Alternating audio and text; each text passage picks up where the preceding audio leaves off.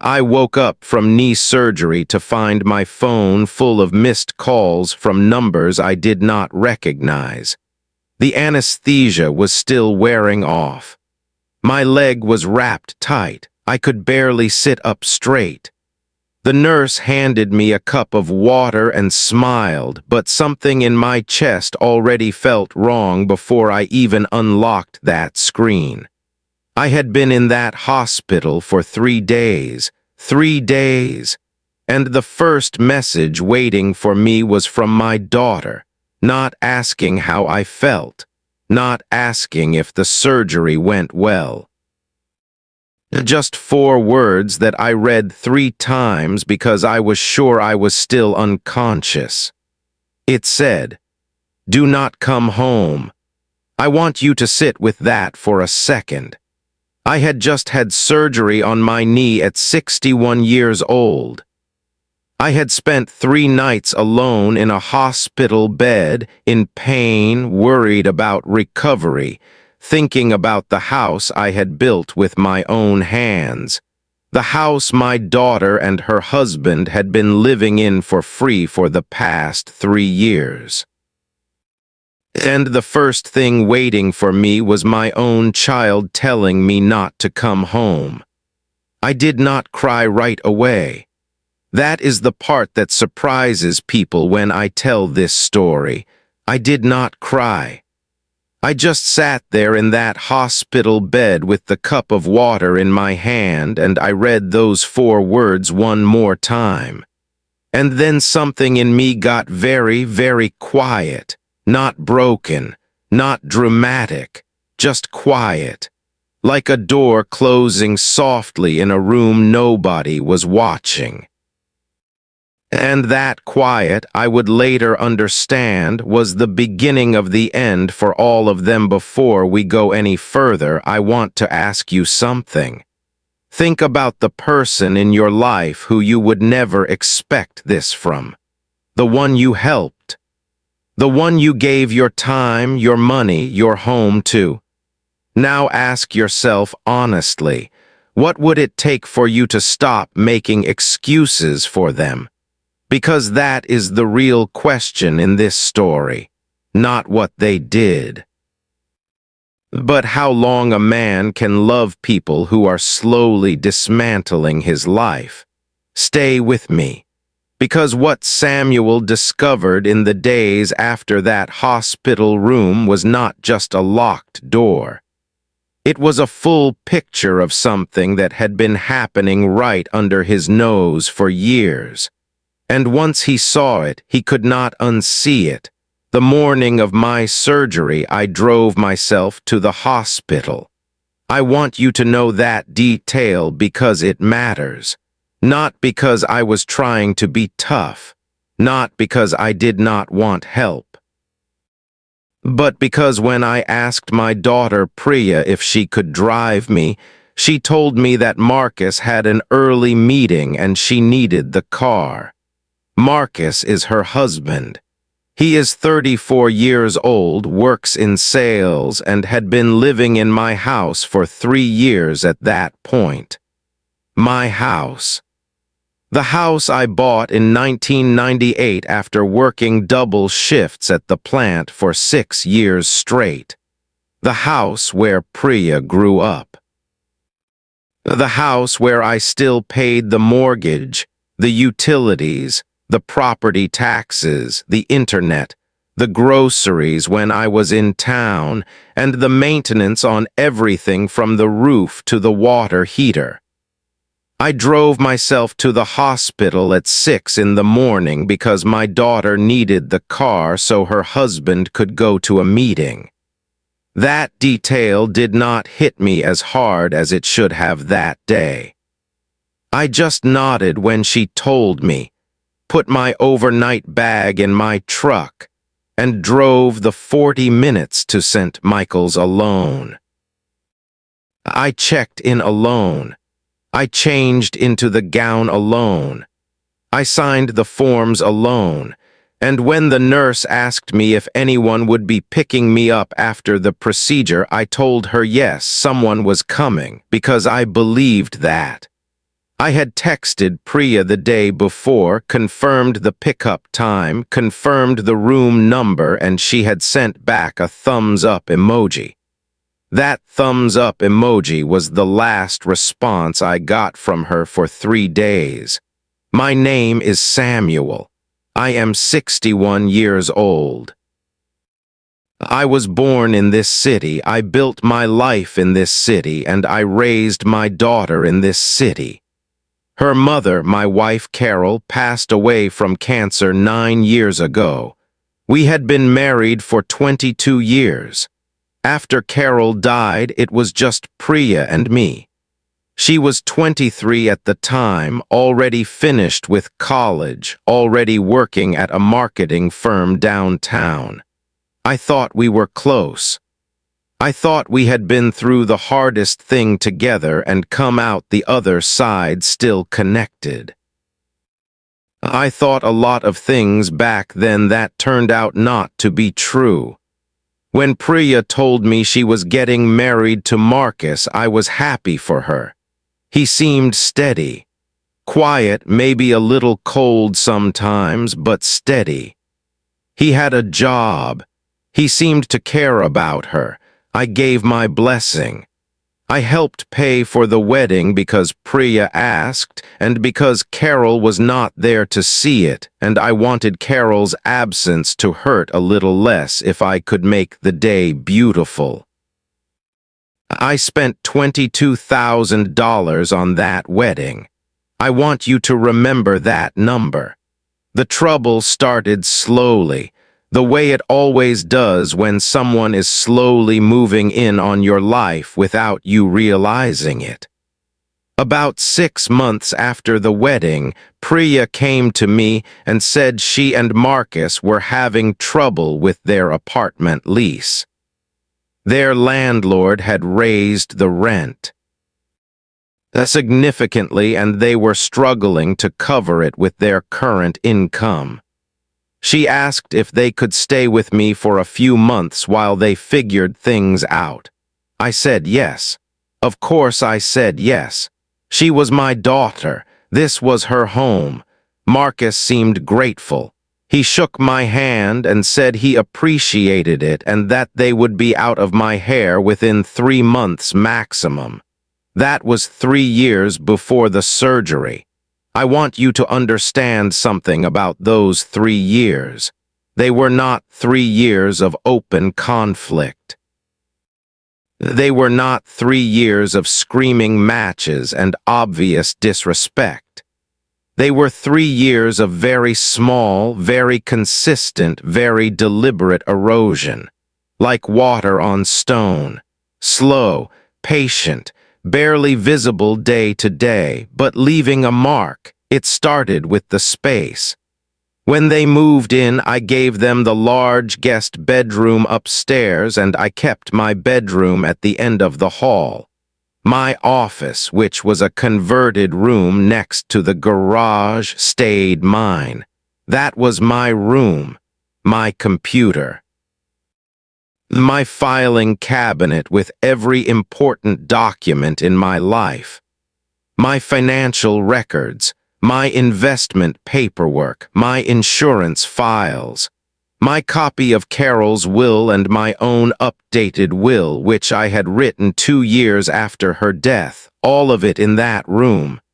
I made it clear from the beginning that the office was private, not in an aggressive way. Just in the way you make clear that certain spaces are yours in your own home. For the first year, that boundary held. Then it started bending. I started noticing small things. The printer in my office being used without my permission. Papers moved. My filing cabinet drawer that I always left slightly open being closed all the way, which I only noticed because I had a small habit of leaving it that way. I asked Marcus once if he had been in my office, and he laughed it off. Said maybe Priya had gone in to use the printer and bumped the drawer. Priya said the same thing when I asked her. Apologized. said it would not happen again. I let it go. That was my pattern in those years. Notice something. Mention it gently. Accept the explanation. Let it go. I was giving the benefit of the doubt over and over to people who were systematically counting on me to keep doing exactly that. About 18 months in, Marcus lost his job. He was laid off from the sales company, or so he said. He told me the company had downsized and he was not the only one let go. I believed him.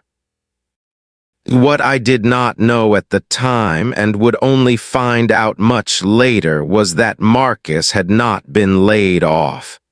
He had been let go for cause, for behavior issues.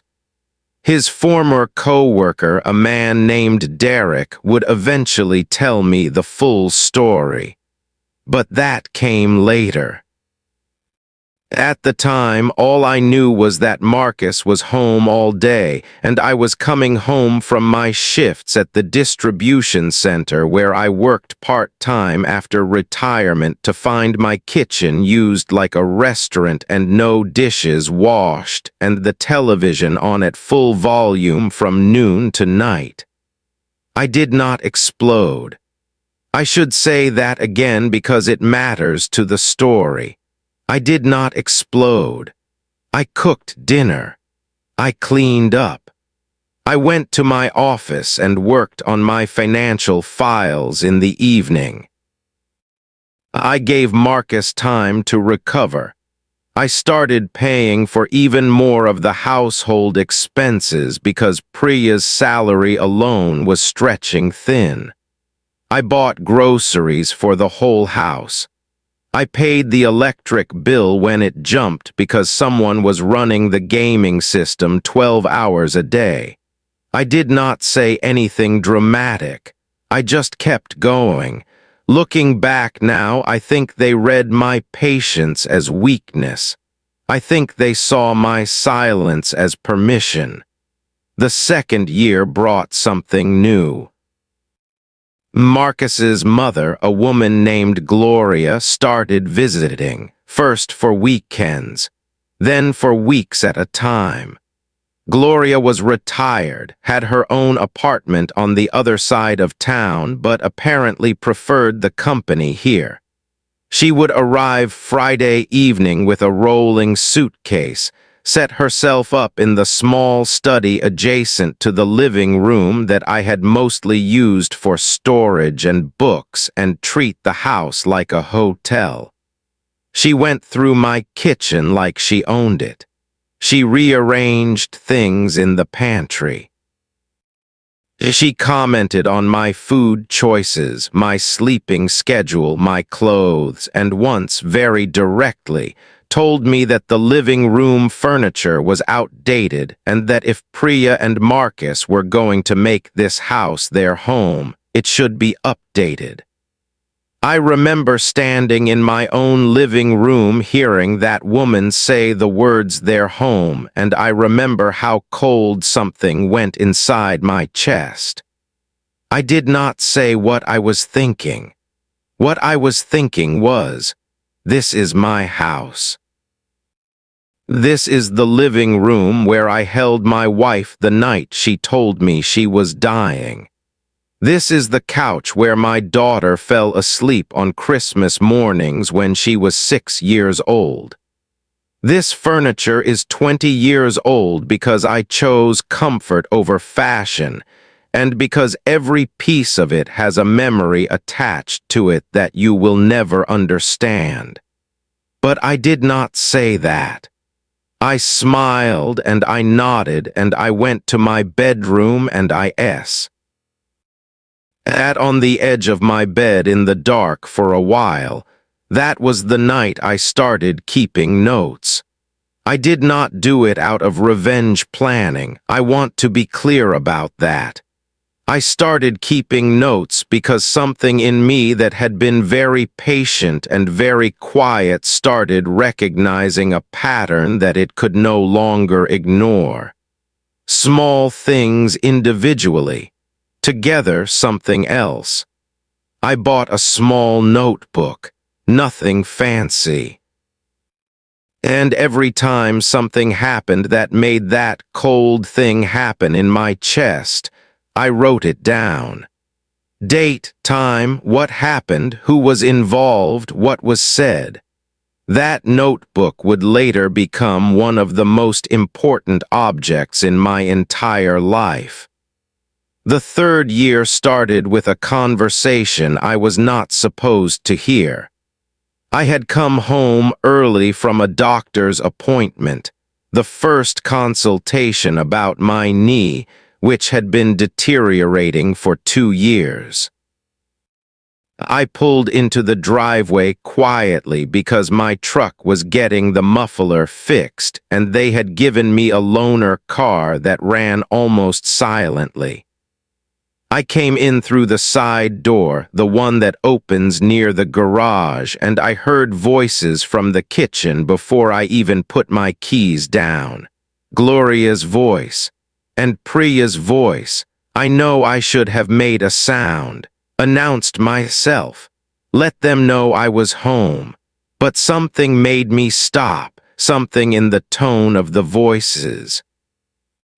They were not talking the way people talk when they expect to be overheard. Gloria was saying something about the property, about the value of the house. She was saying a number. I recognized the number immediately because I had checked the property assessment myself just 2 months before. It was accurate. She was telling Priya how much the house was worth. And then she said something that I have never forgotten. She said, your father cannot live forever, and when that time comes, you need to make sure this property goes the right way. Priya said, I know. Marcus is already looking into it. I stood in that side hallway for what felt like a very long time. Then I set my keys down on the hook very slowly and I walked into the kitchen and I said good afternoon. They both startled. Gloria recovered fast and smiled and said she was just leaving. Priya would not quite meet my eyes. I made myself a glass of water. I sat at the kitchen table. I asked Priya how her day was. She told me it was fine. I asked if anything interesting had been happening. She said no, same old thing. I nodded. I drank my water. I went to my office. I wrote down exactly what I had heard, every word I could remember, verbatim as possible. Then I called my lawyer. His name is Robert Finch. He had handled my affairs for 15 years. I had used him for the house purchase, for Carol's estate matters, and when I updated my will after her death. He was a direct man, and I had always appreciated that about him. I told him I needed to come in. I told him it was about the house and my estate. He got me in 2 days later. I did not tell Priya or Marcus I was going to see Robert. I said I had an errand.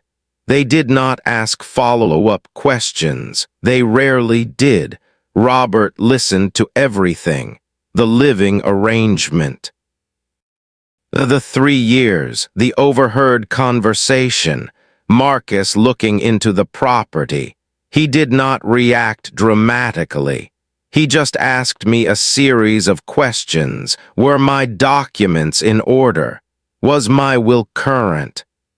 Was there any formal agreement in place about the living situation, any written rental agreement or formal permission to occupy the property? I told him no.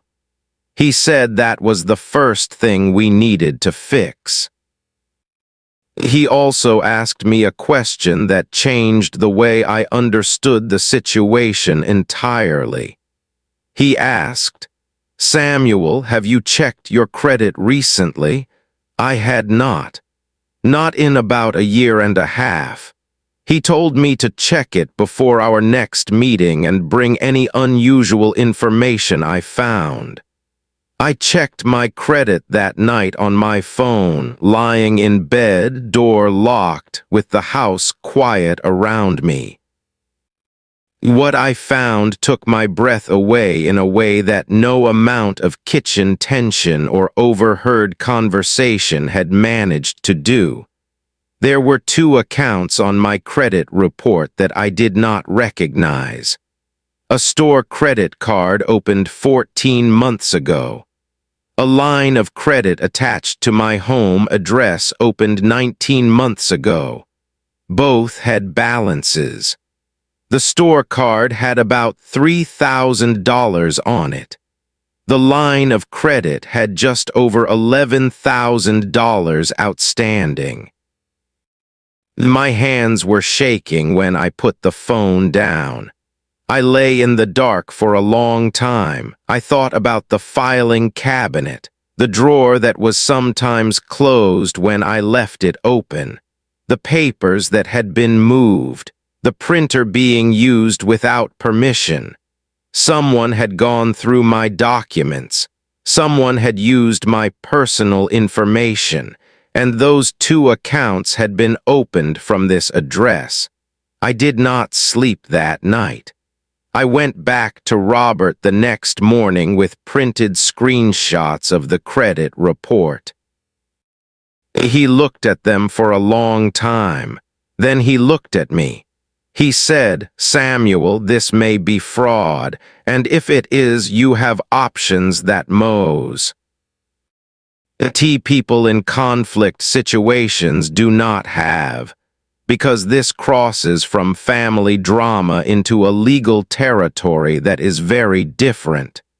He told me to take 3 steps before doing anything else. First, place a credit freeze on all 3 bureaus. Second, file a report with the credit monitoring service flagging those accounts as potentially fraudulent. Third, do not confront anyone in the house until we had more information. I did all 3 things that same day. I also went back to the notebook. I reviewed every entry, and I started seeing a timeline that matched. The accounts were opened around the time Priya and Marcus had started spending more money than their income explained. New television, new gaming system, Priya with new bags and shoes that she had not asked me about or mentioned. Marcus with a new phone he had shown off casually one Sunday like it was nothing. I had assumed they had savings, or that one of them had gotten a bonus. I had not asked questions because it was not my business to monitor how adults spent their money. But now I was looking at it differently. Now I was looking at where that money might have come from. The third thing Robert told me about after the credit freeze and the report was a home equity protection filing. My house was paid off. No mortgage. I owned it free and clear. He walked me through a process to register a protective restriction on the property title that would require my direct, witnessed, legal consent before any equity could be borrowed against the home or before the property could be transferred in any way. It was not complicated. It was exactly the kind of thing that should have already been in place, but that I had never thought to do because I had never imagined I would need it. We filed it that same week. I came home from that filing feeling something I had not felt in a very long time. Not relief exactly, not happiness. Something more like clarity, like I had been looking at a picture too close and had finally stepped back far enough to see the whole thing. The picture was not pretty, but at least I could see it. I kept my behavior at home completely normal for the next 4 weeks. I cooked dinner. I watched television in the evenings. I asked Marcus how his job search was going. He said fine. I asked Priya about her work. She seemed happy to talk about it. Gloria came for a weekend and I was polite. Nobody would have looked at me during those 4 weeks and guessed that I had placed a credit freeze on my accounts, protected my home title, filed fraud reports on 2 credit accounts, and started a second, more detailed notebook where I was carefully documenting every financial and behavioral irregularity I could trace back. I was not plotting cruelty. I want to be very clear about that. I was not planning some explosion. I was not building toward a public humiliation or a dramatic confrontation. I was building documentation. I was building clarity, and I was buying time while I waited for test results on my knee that would tell me whether I needed surgery. The results came back in week 5. I needed the surgery. Bone had been grinding on bone for 2 years, and the damage required a full knee replacement, not a minor procedure. 6 to 8 weeks of recovery. Significant physical limitation in the first 3 weeks. I would need help at home, real help, not just someone being vaguely present in the same building. I told Priya about the surgery at dinner one evening. I explained the timeline. I explained the recovery. I explained that I would need to be driven to the hospital and picked up afterward, and that for the first 2 weeks I would not be able to drive myself anywhere and would need some assistance around the house. I said all of this clearly and calmly. Priya said, "Of course, Dad, we will be there." Marcus nodded and said they had him covered. I believed them. After everything I had found, after everything I had written in my notebook, after all the documents I had filed, I still believed them when they said they would be there. Because she was my daughter. Because some part of me still held the image of a 7-year-old girl who used to sleep in my lap during long car rides and whose face still sometimes looked, in certain light, exactly like her mother's face. That part of me trusted her. That part of me would not be right. The surgery was on a Tuesday morning. I drove myself because Priya said Marcus had an early meeting. I have already told you that part. I checked in alone. I had the procedure. I woke up in the recovery room with my knee wrapped tight and a dull ache running all the way up to my hip. I asked the nurse if anyone had called. She checked my phone for me and said there were no missed calls. I said thank you and tried to rest. By the end of Tuesday, still no call. I sent a text to Priya. No response. Wednesday morning, I was moved to a recovery room. I tried calling. It rang through to voicemail. I left a message. I told her the surgery had gone well, that I was recovering, and that I would need a pickup Thursday afternoon. I asked her to call me back. Wednesday afternoon, still nothing.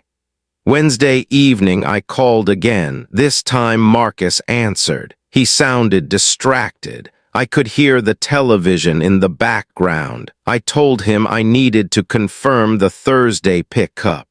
He said Priya would call me back. She did not call me back. Thursday morning, I called one more time. This time, the call went straight to voicemail. That was when I saw the first message from the unknown numbers. And then I unlocked my screen fully and saw the text from Priya. The one I have already told you about. Do not come home. I stared at it for a long time. Then I scrolled down because there was more. A second message sent an hour after the first. It said, "Marcus and I have been talking. We need some time and space, and the situation at the house has become too stressful. We think it would be better if you made other arrangements for a while." I read the phrase "other arrangements" twice. I had just had surgery. I was in a hospital bed. My knee was wrapped and I could not walk without assistance, and my daughter was telling me to make other arrangements. I put the phone down. I stared at the ceiling. The television in the recovery room was showing the weather, partly cloudy, high of 63. I watched the little clouds move across the screen and I breathed slowly. In, out, in, out. And then the quiet came again, the same quiet from the first message. Deeper this time, wider, the kind of quiet that does not leave. I called Robert Finch from that hospital bed. He answered on the second ring. I told him what the message said. I told him I had just had surgery and my daughter was telling me not to come to my own home. There was a pause. Robert was not a man who reacted with shock easily, but even he was quiet for a moment. Then he said, "Samuel, what I am about to tell you is going to require you to stay very calm and think very clearly. Can you do that for me?" I said yes. He said, "They cannot legally keep you from your own home. The house is your property. You are the sole owner. Their presence in that property is not protected by any lease or formal agreement because no such document exists. And given the credit fraud documentation we already have, what is happening right now is not just a family conflict. This has entered a different category entirely." He said he was making calls that afternoon. He said to arrange my hospital discharge through normal channels, accept whatever friend or neighbor could pick me up and go somewhere comfortable and safe for 48 hours while he worked. He told me not to go to the house yet, not because I had no right to, but because timing was going to matter in everything that came next. I called my neighbor Ray, an older man who had known me for 15 years. I explained what was happening in as few words as possible. Ray drove to the hospital Thursday afternoon without asking a single question and took me to his home where his wife set me up in their guest room and fed me soup and asked me nothing I did not want to answer. I stayed 2 nights. On Friday evening, Robert called me with what he had found. He had engaged a property attorney colleague of his who specialized in unlawful occupation and tenant disputes. They had reviewed the situation. Because there was no formal lease agreement and no utility accounts in Marcus or Priya's names, their legal standing in the house was that of informal guests or licensees.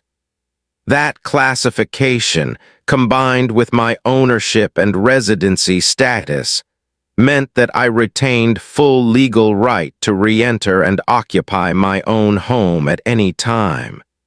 They had no legal right to exclude me. What they had done, effectively, was attempt to squeeze a homeowner out of his own property using emotional pressure. But there was more. And this part made Ray's kitchen go very quiet when I heard it. Robert told me that while he had been making calls, A contact at the county records office had flagged something for him. There had been an inquiry made against my property title approximately 3 weeks ago. Not a filing, just an inquiry. Someone had requested information about the home equity status and ownership chain of my property. The inquiry had come from a law office, a small firm that handled estate transfers and property transactions. The inquiry had come before I had filed the protective restriction. The timing told me everything I needed to know about what had been in the planning stages.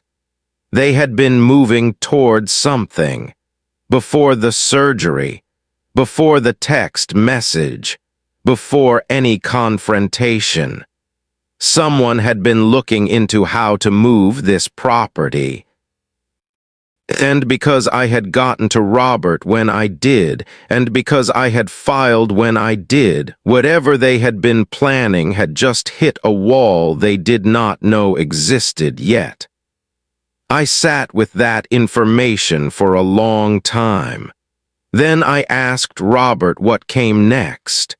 He said, "We go home on Sat. Erde, with documentation, with witnesses, with a letter from my office stating your ownership status and the legal terms of any occupancy at the property by any other individual. And after that, we have a conversation about the credit fraud that is completely separate from the housing situation, and that carries its own set of consequences." Saturday morning, Robert arrived at Ray's house at 9 o'clock with a paralegal and a printed letter on official firm letterhead. Ray drove us to my house. I had not been there in 8 days. I had left for surgery and I was coming back with my lawyer. My hands were steady when we pulled into the driveway. Marcus's car was in the driveway, so was a second car I did not recognize. Gloria's car, of course. We rang the doorbell. It took several minutes. Then Marcus opened the door. He looked at Robert. He looked at Ray. He looked at me standing on crutches in my own driveway, and whatever expression he had prepared for this moment did not quite come together on his face. He started to say something about not being a good time. Robert handed him the letter before he finished the sentence. Marcus read it. His jaw tightened. He looked at me. He said, "This is not necessary." Robert said, "It is, unfortunately, and we will need access to the property now." There was a long moment. Then Marcus stepped back. We came inside. Priya was sitting in the living room. She stood up when I came through the door. She started to say something about how they had just needed some time and it had not been meant to be cruel and they had just been under a lot of stress. I listened. I did not interrupt. When she finished, I said, "Priya, I hear you. We will talk. But first I need to sit down because I just had surgery 5 days ago and I am tired." I sat down on my own couch in my own living room. Robert sat beside me. Ray stood near the door. Gloria came in from the kitchen. She looked at all of us. She said, "What is going on?" Robert said, "We are here to re-establish Mr. Samuel's occupancy in his own home and to discuss several matters related to the property and to certain financial accounts that have been brought to our attention." Gloria looked at Marcus. Something passed between them, something fast and sideways. And I watched it happen from my couch, and I understood for the first time, clearly and completely, that this had not just been Priya's idea. This had been a plan, a family plan, a plan that had been sitting in Gloria's kitchen and Marcus's head for longer than any of us had been saying out loud. In the days that followed, things moved in layers. The first layer was the most immediate.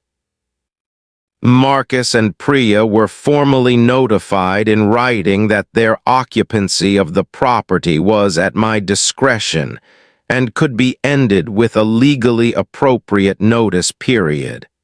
They were also notified that no claim, equity interest, or transfer right existed in their names regarding the property. The protective restriction I had filed became visible to them in this letter for the first time. Marcus read that part twice. He did not say anything, but his face did. The second layer was the credit accounts. This conversation happened separately and privately between myself, Robert, and a meeting that included Priya. I laid out what I had found, the two accounts, the dates they were opened, the balances, the address they were tied to, the fact that my filing cabinet had been accessed. I did not accuse, I presented documents. I presented the credit report with those accounts clearly highlighted. I said, these accounts were opened in my name from this address without my knowledge. I need to understand how that happened. Priya's face during that conversation was the hardest thing I have ever watched, because she knew. I could see from the moment I put those papers on the table that she knew exactly what I was showing her. She had not been the one to open those accounts. I genuinely believe that, but she had known about them, and she had said nothing. She had chosen Marcus and the comfort of silence over the father sitting across from her. She started to cry. I handed her a tissue. And I said, I love you. That has not changed, but this is something that has to be addressed legally and honestly, and I need the truth from you. She told me most of it that day. Marcus had opened the accounts using information he had gotten from my filing cabinet. He had done it during a period when I was working and the house was empty. The first account he had opened himself. The second, the larger line of credit, he had gotten help with from someone at a company he used to work for before the layoff, a contact who had helped with the paperwork. Priya had found out about it about 8 months after the fact when Marcus had asked her not to say anything to me. He had told her it was temporary and he would pay everything back. She had believed him, or she had chosen to believe him, which was not the same thing. The fraud report I had already filed became an official police report 2 weeks after that conversation. Marcus did not live in my home past that point. He left within 72 hours, not with a scene, not with a fight, with a legal notice in hand and a clear understanding from Robert that cooperation and restitution were his best available options at that moment. Gloria left the same day. She did not speak to me on the way out. She carried her rolling suitcase down the driveway to her car and she drove away, and I stood on my porch on my crutches and watched her go, and I felt nothing but the November wind on my face. Priya stayed. That is the part of this story that I think surprises people the most. I let Priya stay, not as before, Not with no conversation, no terms, no honesty. She stayed in the guest room and we started the hardest conversations of my life. Conversations about her mother. About how grief had left both of us with wounds we had handled differently. About how Priya had ended up in a marriage where she had slowly learned to go quiet about things that scared her, the same way I had gone quiet about things that hurt me. About how two quiet people in a house can build a silence between them that looks like peace from the outside and feels like distance from the inside. Those conversations took months. They were not easy. There were nights when I went to bed angry and mornings when she made coffee and put it on the kitchen table without a word, and I drank it without a word and we started again. That was its own kind of patience. A different kind than the patience I had been practicing for 3 years. This one was intentional. This one was a choice I made every morning with both eyes open. The fraud case moved through its process. Marcus cooperated partially. Enough to avoid the worst outcome for himself, but not without consequences. The $11,000 in the line of credit was attached to a restitution agreement. The smaller account balance was resolved separately. My credit was corrected. The false accounts were removed. The process took about 7 months in total. It was slow and it was tedious, and it required me to make more phone calls and attend more meetings than I had expected. But every single step of it was a step I took willingly. Because every step was a step toward a version of my life that was fully mine again. Robert told me at the end of that process that what I had done, acting early, filing quickly, keeping records, not confronting emotionally before consulting legally, had made the difference in the outcome. He said most people in my situation wait too long. They give another chance. They absorb another lie. They wait for love to fix what only documentation can address. He said, "Samuel, you did the right things in the right order. Not many people do." I thought about the notebook. The small plain one I had bought at the drugstore. The one I had started not out of revenge, but out of a very quiet, very calm refusal to let myself be erased. I still have it. I keep it in my desk drawer. I do not need it for anything anymore. But I keep it because it reminds me of something I want to remember. That paying attention is not paranoia. That protecting yourself is not cruelty. That staying patient does not mean staying passive. And that sometimes the most powerful thing a person can do is get very, very quiet and start keeping very, very careful records. The house is mine. It has always been mine. But it feels more mine now than it did 3 years ago because now every room in it is clear. There are no overnight guests in my kitchen rearranging my pantry. There are no cars in my driveway that belong to people who looked at my home as an asset they were waiting to inherit. There are no unopened credit statements coming to this address in my name for accounts I never opened. My knee healed. It took the full 8 weeks and it was painful and slow, and I did it alone in my own house, which, by the time I was doing physical therapy in my living room, was genuinely mine again. Ray came by twice a week. His wife brought food. Two other neighbors who had seen me come back from the hospital with a lawyer had asked me about it quietly, and I had told them some of it, and they had both said the same thing. We wondered. We saw the cars. We saw the woman with the suitcase. We wondered. People always wonder when something is wrong next door. They just rarely say anything until you do. Priya and I are still working on things.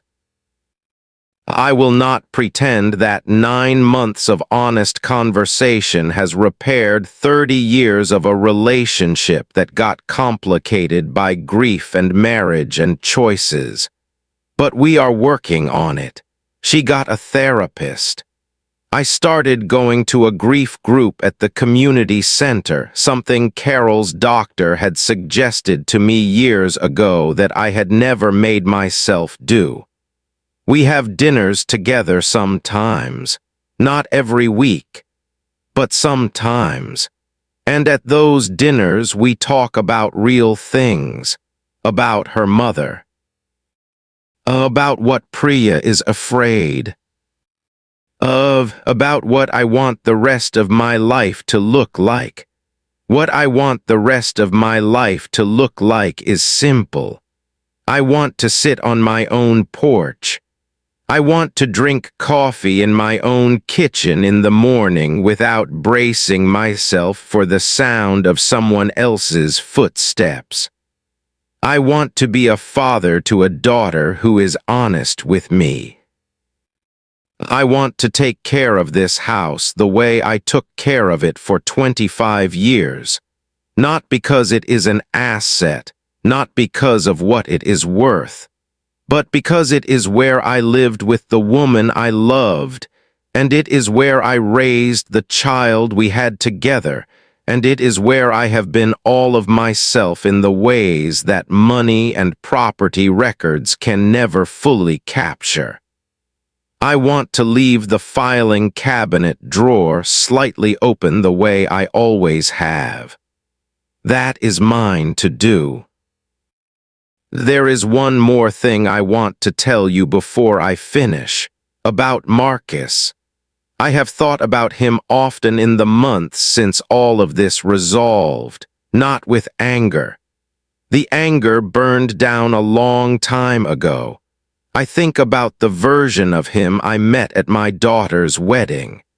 Standing there in his rented suit, shaking my hand, looking me in the eye, telling me he appreciated being welcomed into the family. I think about whether any part of that was real.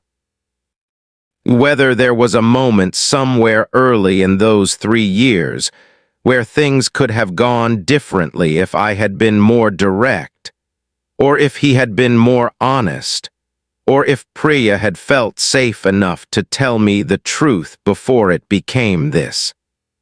I do not have a satisfying answer to that. Some stories do not have clean origins. They just have the long, slow accumulation of small decisions made by people who wanted something they were not willing to earn honestly. And then they have the moment when the person who had been patient long enough stops being patient. That moment, for me, was the text message in the hospital room, not because it was the worst thing. Looking back, the credit fraud was technically worse. The property inquiry was strategically worse. But the text message was the moment I stopped making excuses. Because you can rationalize a lot of things when someone is standing in front of you and looking like family. It is much harder to rationalize 4 words on a screen telling you not to come home to the house you built while you are lying in a hospital bed alone.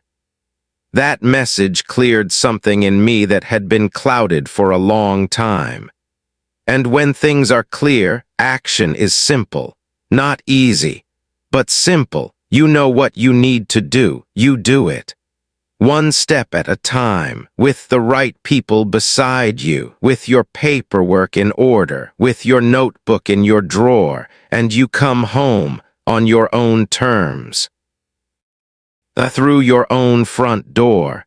That is the whole story. I want to ask you something as we end.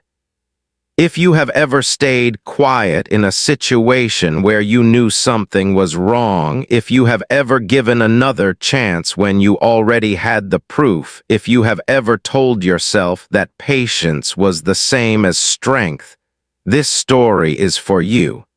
Not as a judgment, as recognition. Because Samuel did not win because he was louder or meaner or more ruthless. He won because one day he stopped absorbing the damage and started documenting it instead. If this story made you feel something, I want to know what. Tell me in the comments. Tell me if you have been in a version of this. Tell me what you would have done with that text message in the hospital room. And if this story reached you at a moment when you needed it, share it with someone else who might need it too.